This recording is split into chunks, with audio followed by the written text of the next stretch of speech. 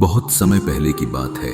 गंगा किनारे के एक गांव में एक ग्वाला रहता था। लोरिक, लंबा कद, चौड़ा सीना और चेहरे पर अडिग आत्मविश्वास।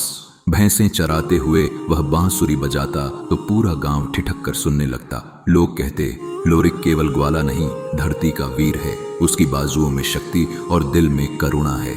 इधर दूर एक नगर में रहती थी राजकुमारी चंदा। वह जितनी सुंदर थी उतनी ही विदुषी। उसकी आंखों में मानो झील की शांति थी, पर दिल में गहराई से तड़प छिपी थी। पिता ने उसका विवाह एक अहंकारी राजकुमार से तय कर दिया था, जिसके लिए विवाह केवल सत्ता और प्रतिष्ठा का खेल था, प्रेम नहीं। कहानी कहती है कि एक बार गांव में बहुत बड़ा मेला लगा था। उस मेले में चंदा और लोरिक की नजरें मिली। चंदा को उसकी आंखों में सच्चाई और दिल में साहस दिखा। लोरिक ने भी महसूस किया, यह राजकुमारी सिर्फ सुंदर नहीं बल्कि निर्मल आत्मा वाली है। वही दिन था जब प्रेम का बीज अंकुरित हुआ। लेकिन प्रेम की राह आसान कहाँ होती है।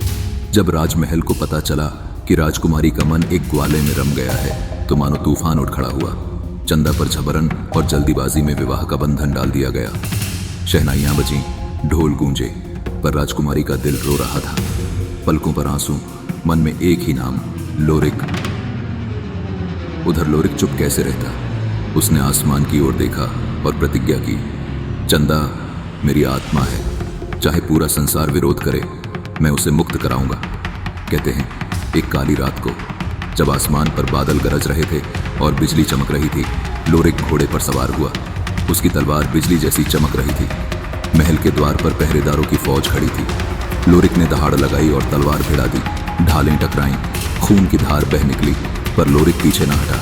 वह शेर की तरह लड़ा, एक ओर पूरी सेना, दूसरी ओर अकेला ग्वाला।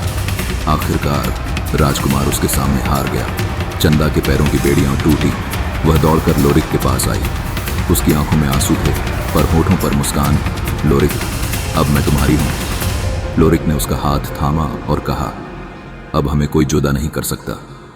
घोड़े पर सवार होकर दोनों ने रात के अंधेरे को चीर दिया। पीछे महल की दीवारें थीं, आगे खुला आकाश और स्वतंत्रता।